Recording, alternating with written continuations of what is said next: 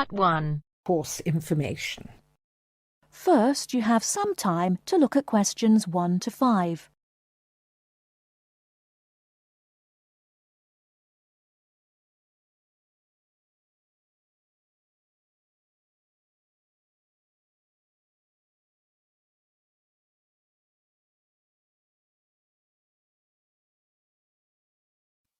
Hello, I wonder if you could help me.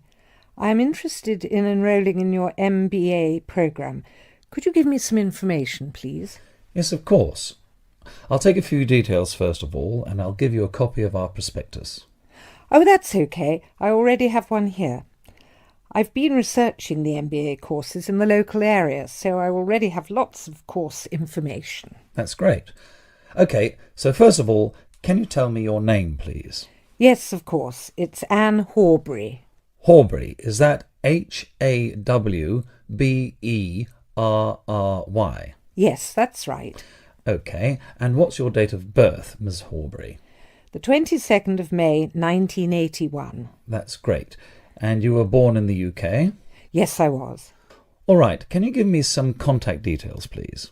Sure. My address is 26 Simon Place in Brighton, and my telephone number is 01903 714 721. Sorry, can you tell me your contact number once again? Yes, it's 01903 714 721. OK, great. And do you have a mobile phone number? No, I don't. Is it important? No, that's OK. I'll just write it on your form, no mobile phone.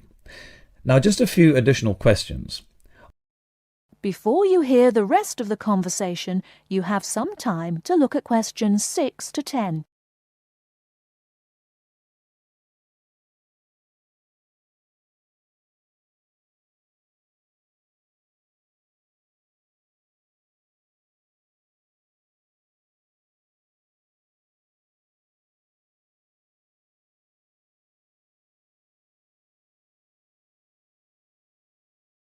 Now listen and answer questions 6 to 10. Are you working or studying anywhere else at the moment? Yes, I'm working for Lloyd Enterprise in the city as a secretary, and I'm also attending a computer course part-time in the evenings. Great. So can you give me some details about your educational background? We need to make sure that your qualifications match the entry requirements. Yes. I completed a business degree a year ago. I've been working since my graduation, but the job market is very competitive these days, so I'd like to do some postgraduate study now. OK, that sounds fine. Your degree is relevant, and it's good that you have some work experience too. I do need to warn you, though, that our MBA programme is extremely popular and gets full quickly. So would you be interested in applying for any alternative courses if your application is not successful this time? Well, my first choice would, of course, be the MBA, but yes, I've had a good look through your prospectus, and I would also be interested in the international marketing course. That's great. It's always a good idea to keep your options open just in case. Finally, can you tell me where you learned about our courses here? Actually, my cousin studied the MBA course 2 years ago, and she recommended it to me. OK, well, thank you for coming in today. I will pass your details on to our admissions department. They should contact you this week with a formal application form, and they usually invite MBA candidates to come in for an interview. OK, well, thanks for your time. No problem. Good luck with your application. That is the end of part 1. You now have half a minute to check your answers.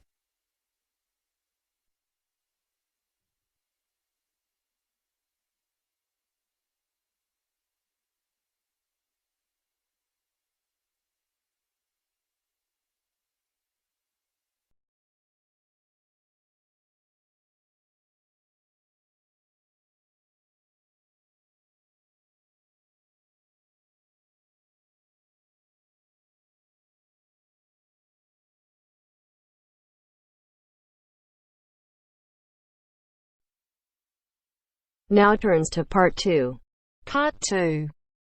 You are going to hear a lecture given by a counselor. First, you have some time to look at questions 11 to 15.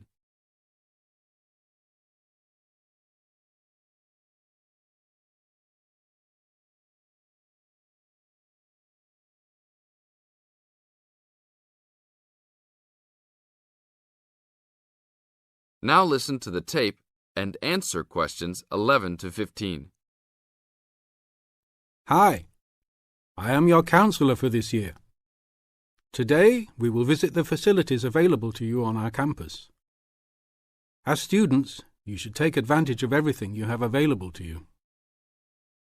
How many of you like sports? Well, I hope most of you do, because our school has great sports facilities. We have an indoor gym with state-of-the-art equipment. First, I want to tell you about our basketball facilities. There are 2 basketball courts. Both are full court and open for student use. We offer basketball leagues that all students are invited to join. Just sign up with a team. Usually, there are games on the courts, but during league time, only the teams are allowed to use the courts. The basketball courts are open 24 hours a day. If you want a job, you can be a referee at the games. Next, I want to tell you about the tennis facilities. We have 5 tennis courts available for student use. The tennis courts are open every day, 8 a.m. until 10 in the evening. You should call ahead to reserve a court because they are very popular and can often be booked weeks in advance. There are rackets and balls available for rent at the front desk of the courts. There is an Olympic-sized swimming pool that is open for students and the general public. There are also showers and locker rooms available. The swimming pool is open every day, 9 a.m. until 7 in the evening.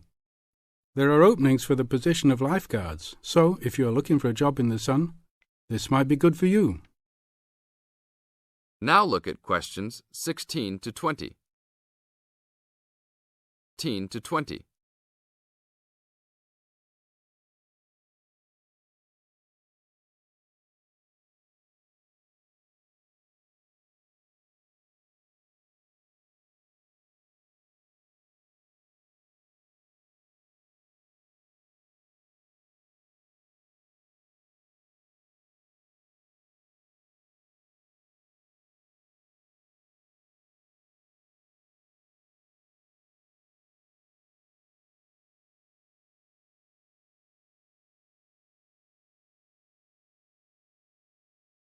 Now listen to the tape and answer questions 16 to 20.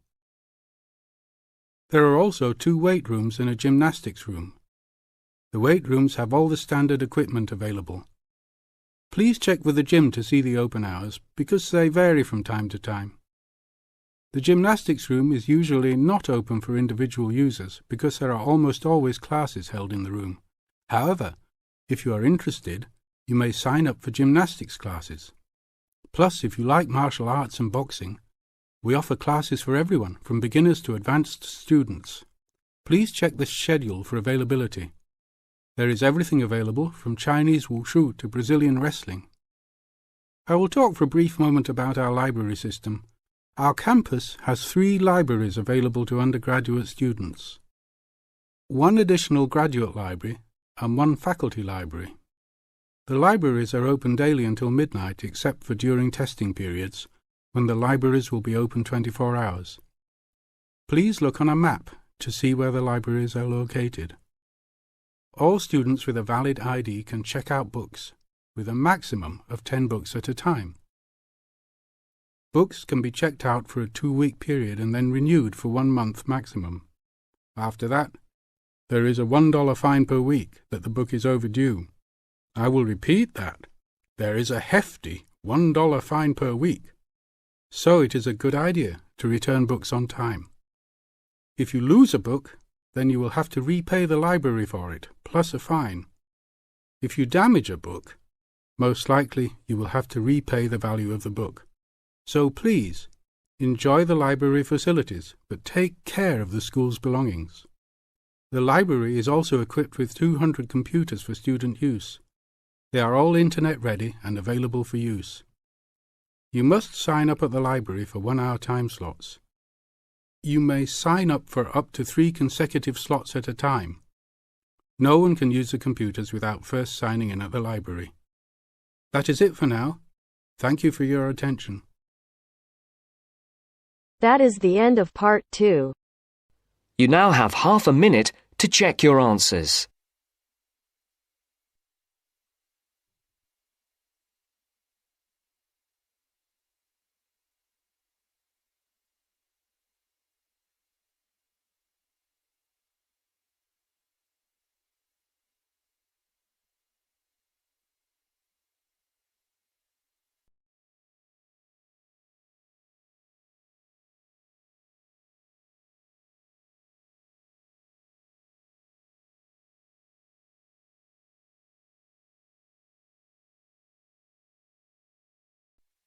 Now turns to part 3. Part 3. You are going to hear part of a lecture on some useful information for your travelling around Britain. Listen to the lecture and complete the notes below. First, you have some time to look at questions 21 to 25.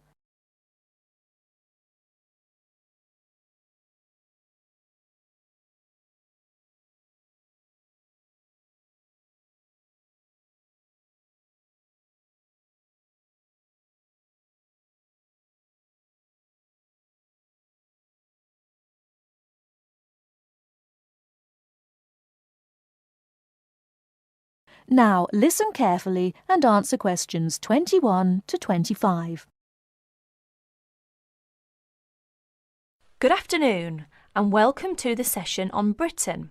This afternoon I would like to provide some useful information for you about travelling around Britain. Britain has over 700 tourist information centres. You will find them at major ports, airports, stations, historic landmarks and towns, and holiday centres. So just look out for this sign that says Tourist Information. The staff will be able to answer your holiday queries, as well as provide essential maps, guides and brochures. Tourist information centres at major ports and airports in London and addresses of British Tourist Authority European offices are all listed on the Tourist Information Centres. Now, let's talk about the telephone in Britain. You know, Britain is well supplied with public telephones. Street kiosks take lop coins.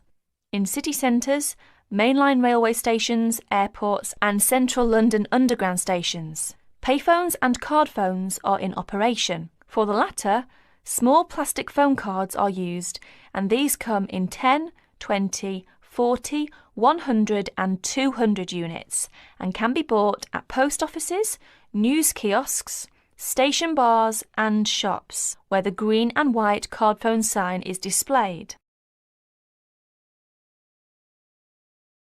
Before you hear the rest of the talk, you have some time to look at questions 26 to 30.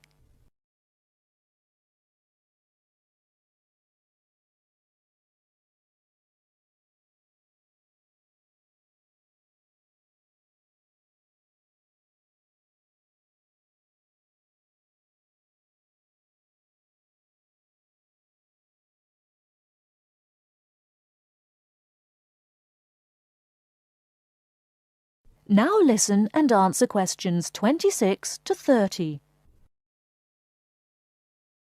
When using the different public telephone systems, make sure you read the dialling instructions carefully. Now let's see the banks in Britain. There are 24-hour banks at London's 2 main airports. One is Heathrow and the other is Gatwick. Otherwise, banks are normally open from 9:30 to 3:30, Monday to Friday. Barclays Bank and National Westminster Bank offer a Saturday morning service at some of their branches. National Gyrobanks has 42 bureaux de change located in post offices throughout the country in main tourist areas. Opening hours are 9 to 5:30 weekdays, 9 to 12:30 Saturday mornings. One exception to this is the Trafalgar Square office, whose opening hours are 8 to 8 weekdays and Saturdays, and 10 to 5 on Sundays. The Bureau de Change services are available to overseas visitors. Visitors can change their money there. You can also change money at bureau de change, large hotels, department stores and travel agents. Be sure to check in advance the rate of exchange and the commission charged, as these vary considerably. Wherever possible, you are advised to use the bank or bureau de change, which conforms to the BTA Code of Conduct. In most cases, this is indicated by display of the code.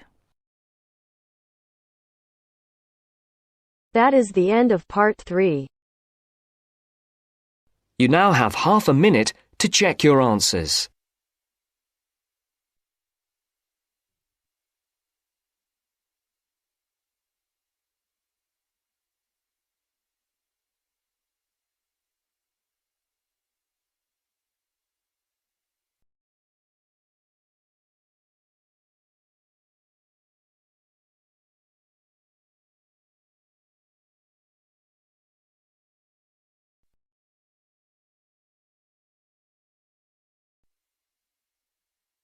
Now turns to part 4.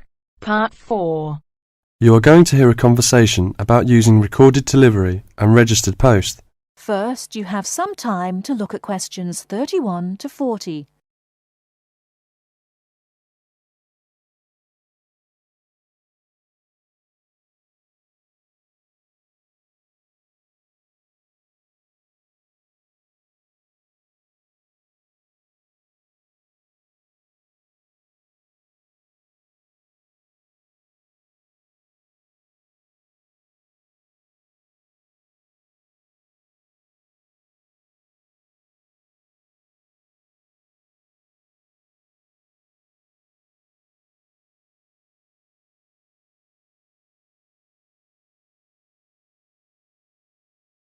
Now listen carefully and answer questions 31 to 40. Tom, where are you going? To the post office. I'm going to send some packets to Leeds. Do you know the best way to send them? Well, if your need is for a record of posting and delivery rather than compensation for loss, recorded delivery is particularly suitable for sending documents and papers of little or no monetary value. Well, what can we send for recorded delivery? All kinds of inland postal packets except parcels, airway and railway letters and parcels. The service does not apply to mail for the Irish Republic. I see. How do I post them? You should get a certificate of posting form from the container in the post office and follow the instructions shown on the reverse. The certificate will be your record of posting. Can I send anything in the post? No, you can't. You must not send banknotes, currency notes and some valuable things because there is no special handling in the post. Recorded delivery mail is carried with the ordinary unregistered post and there is no special security treatment. How do we use recorded delivery? Well, when your letter or packet is delivered, it is signed for by the recipient and a record is kept by the post office. The post office does not undertake to deliver recorded delivery or any other mail to the addressee in person, but to the address shown. You can obtain confirmation of delivery by completing an advice of delivery form either at the time of posting or later. This form will be signed by a post office official, not by the addressee of the recipient. A fee is payable, which is lower if the form is handed in at the time of posting. Is there any compensation for loss? Well, compensation is limited. Compensation may be paid for loss or damage, but will not be paid for money or any other inadmissible item. If you want a speedy service for articles of value with extra security of handling en route, and wish to have compensation in the event of loss or damage, you should use registered post. What can we send if we use registered post? Any first-class letter or packet except airway letter or railway letter. How do we post? What should we do? Well, you should make sure that the packet is made up in a strong cover and then it is fastened with wax, gum or other adhesive substance. Hand the packet to the post office counter clerk, together with the cost of postage and the registration fee. Do not post it in the posting box. Make sure that the fee paid is adequate to cover the value of the content. The counter clerk will give you a certificate of posting which he has initiated with the date stamped. Is there any special security for the registered post? Yes, all registered mail receives special security treatment. Packing is very important because registration is not in itself a safeguard against damage. The contents of registered packets must be adequately packed. How do we pack then? Do we have to use special envelope? Yes, you have to send the articles in one of the registered letter envelopes sold by the post office. These envelopes are already stamped for first-class postage and have the minimum registration fee. What about the compensation? Compensation will not be paid for the following articles, such as banknotes, currency notes, trading stamps, coupons, and some valuable things, unless they are enclosed in one of the registered letter envelopes sold by the post office. I see. How does it deliver? The recipient on delivery signs for your registered mail. The post office does not undertake to deliver registered or any other mail to the addressee in person, but to the address shown. You can obtain confirmation of delivery by paying an additional fee and completing an advice of delivery form, either at the time of posting or later. If you require the recipient's signature on the advice of delivery, the form must be handed in at the time of posting. Otherwise, a post office official will sign the certificate. The advice of delivery fee is lower if the form is handed in at the time of posting. Thank you very much for all this useful information. That is the end of part 4.